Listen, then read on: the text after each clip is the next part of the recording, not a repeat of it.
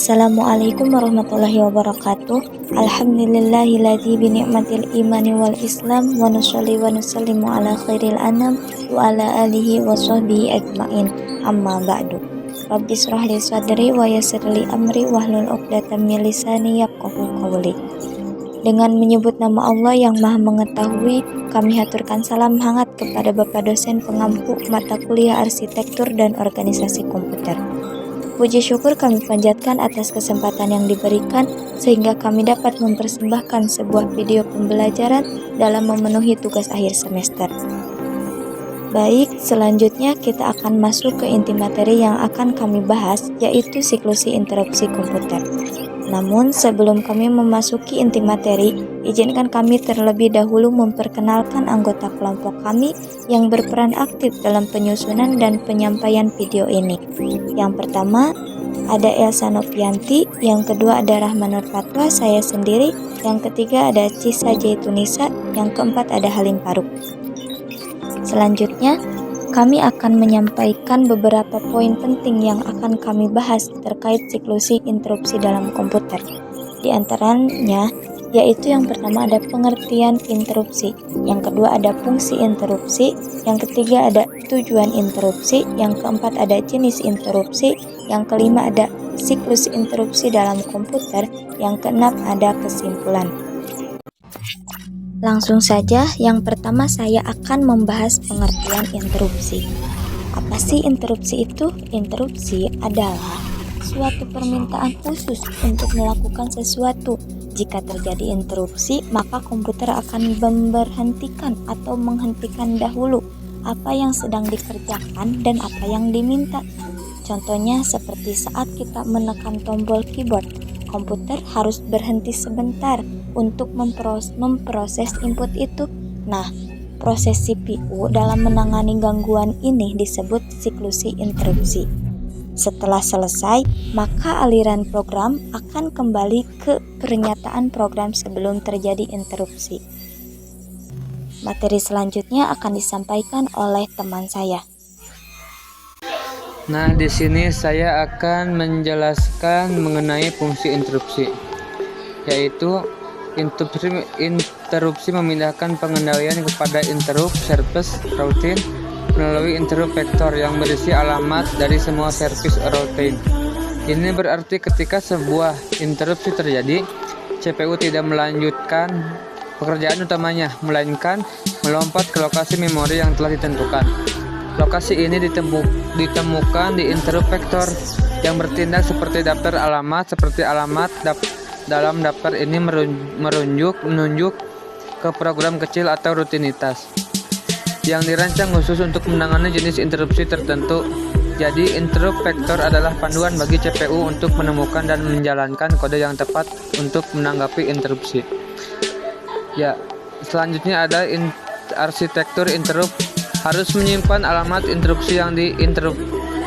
Sebelum CPU melompat untuk menjalankan interrupt service routine, ia harus mengingat di mana ia berhenti pada program sebelumnya.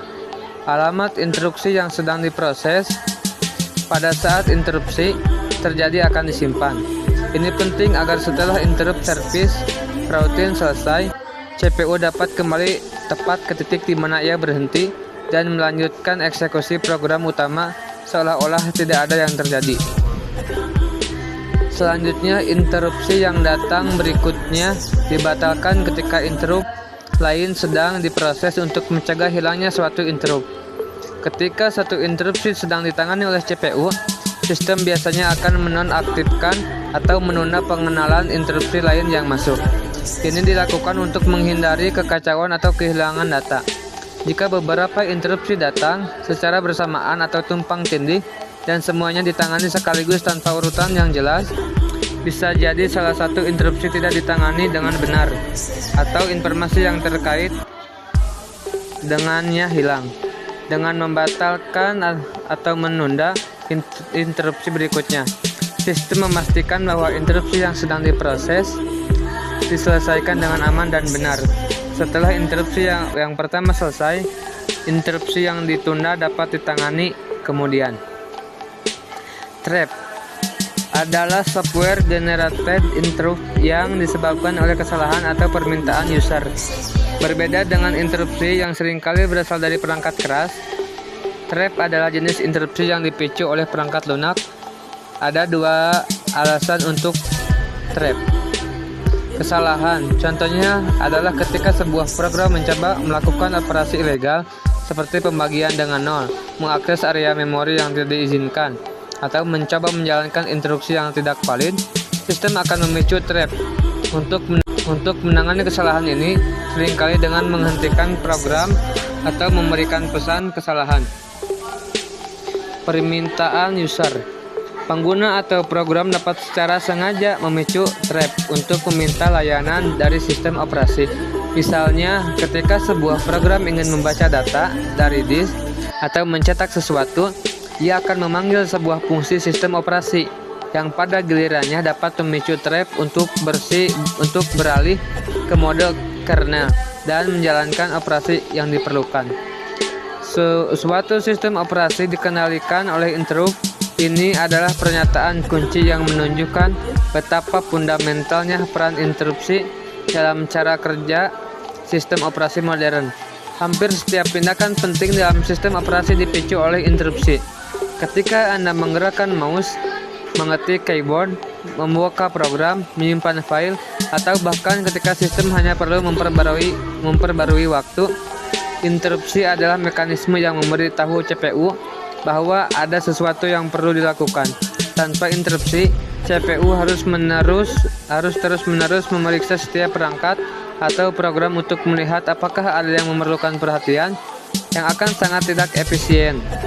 Interupsi memungkinkan CPU untuk bekerja pada satu tugas sampai event penting terjadi, yang kemudian memicu interupsi dan mengalihkan perhatian CPU ke tugas baru tersebut.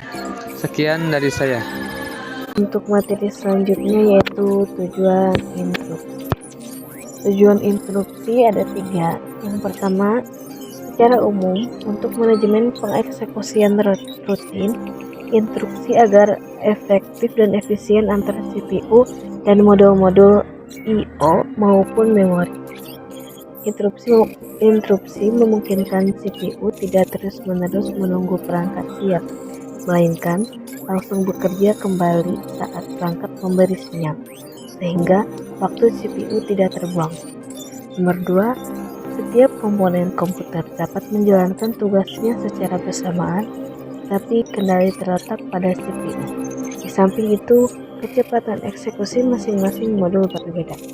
Dengan interupsi, modul seperti keyboard, printer, atau disk drive bisa bekerja bersamaan, dan CPU mengatur urutan penanganannya sesuai prioritas dan kebutuhan sistem. Yang ketiga, dapat sebagai sinkronisasi kerja santai modul. Yang ketiga, dapat sebagai sinkronisasi kerja antar modul. Interupsi berfungsi sebagai penanda agar antar perangkat bisa saling menunggu atau memberitahu saat siap, sehingga tidak terjadi konflik atau kesalahan data saat bertukar informasi.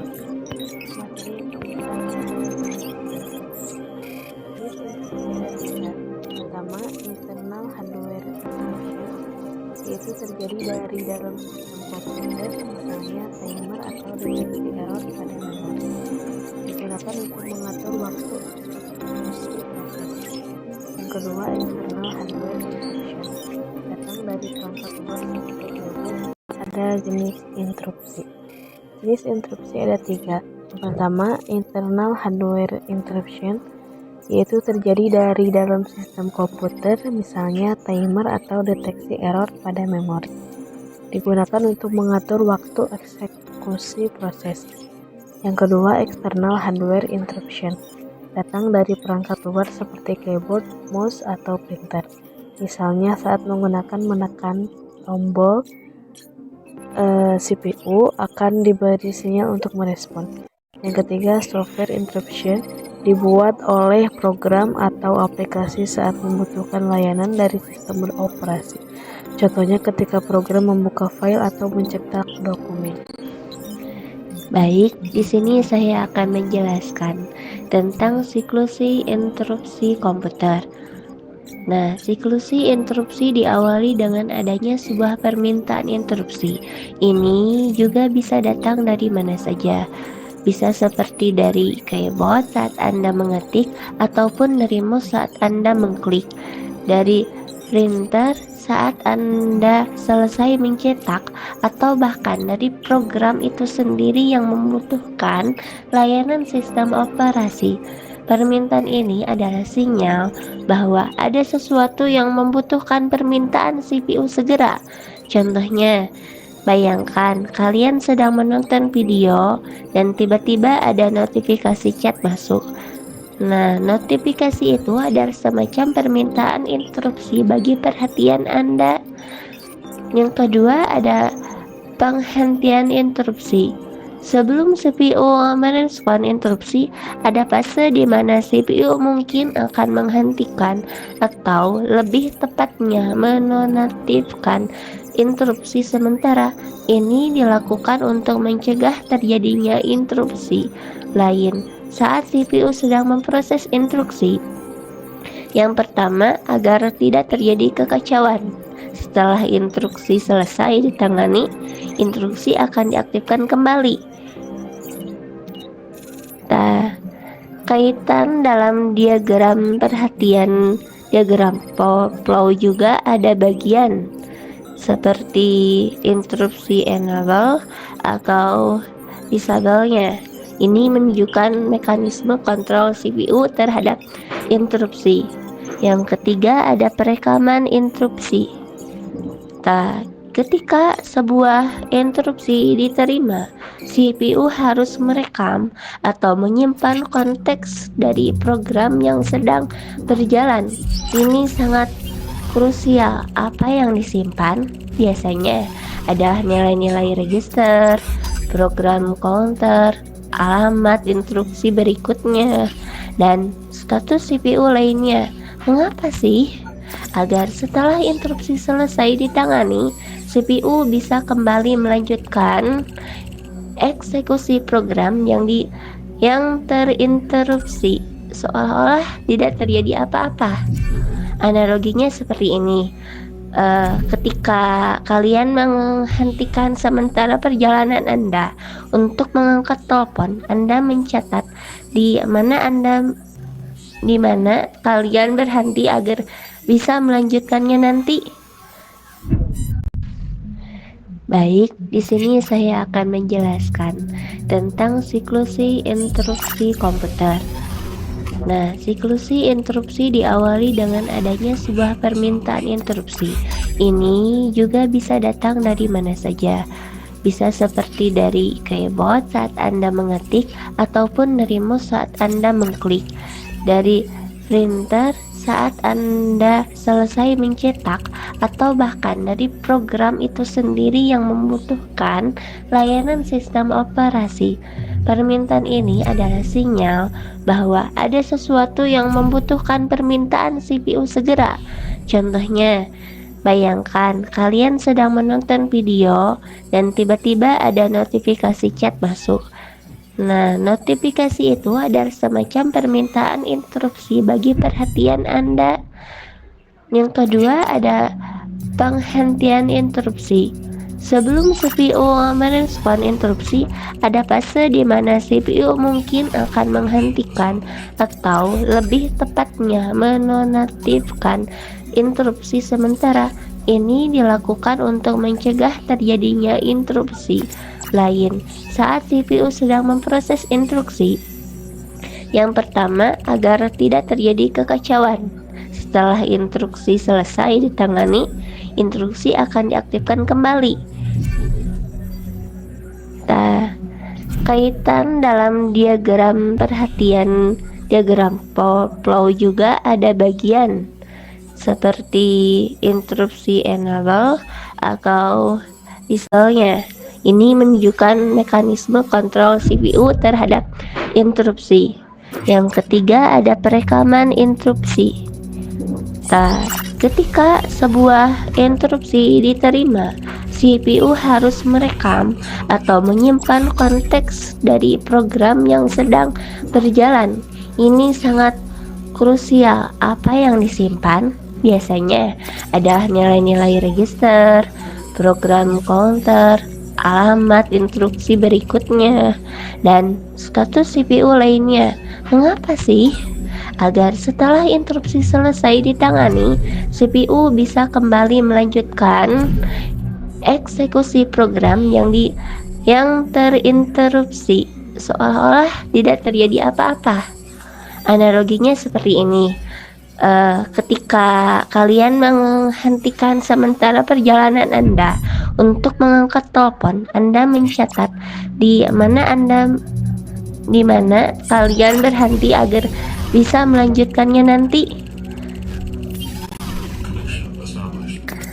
Nah, untuk yang keempat yaitu identifikasi dan penanganan interupsi. Setelah konteks disimpan, CPU perlu mengidentifikasi jenis interupsi, apa yang terjadi, apakah ini dari timer, dari perangkat input atau output, atau kesalahan program. Setelah terintegrasi, CPU akan melompat ke lokasi memori tersebut yang berisi kode untuk menangani interupsi tersebut. Kode ini disebut juga ISR. Nah, setiap jenis interupsi memiliki ISR-nya sendiri yang dirancang khusus untuk menyelesaikan masalah atau permintaan yang spesifik. Yang kelima yaitu penyelesaian interupsi. Dalam fase ini adalah di mana ISR selesai menjalankan tugasnya. Setelah ISR selesai, CPU melakukan beberapa langkah penyelesaian, termasuk memulihkan kembali konteks pemrograman yang disimpan sebelumnya, seperti register, program counter, dan lain-lain. Ini adalah proses kebalikan dari perekaman interupsi. Yang terakhir yaitu eksekusi instruksi. Yang terakhir yaitu eksekusi interupsi. Seringkali maksudnya eksekusi program utama kembali. Poin eksekusi interupsi di sini sebenarnya mengacu pada kembali melanjutkan eksekusi program utama yang tadi terinterupsi. Setelah semua langkah di atas selesai, CPU akan kembali ke titik di mana ia berhenti atau melanjutkan prosesnya seolah-olah tidak ada interupsi yang terjadi. Dari sudut pandang program utama, interupsi adalah kejadian yang transparan. Ketika dilihat dari diagramnya sebagai resume Excel. Nah, di sini juga di sampingnya ada diagram flow atau bisa disebut juga flow chart. Yang pertama ada start atau mulai. Di sini adalah untuk proses dimulainya dengan siklus fetch execute normal. Yang kedua ada fetch delay atau CPU mengambil instruksi dari memori. Dan ini juga ada execute cycle. CPU menjalankan instruksi tersebut. Dan juga ada check for interrupt. Setelah setiap siklus eksekusi, CPU akan memeriksa apakah ada permintaan interupsi yang tertunda. Jika ada, maka akan melihat apakah interupsi tersebut enable. Jika ya, maka masuk ke interupsi cell yang ini.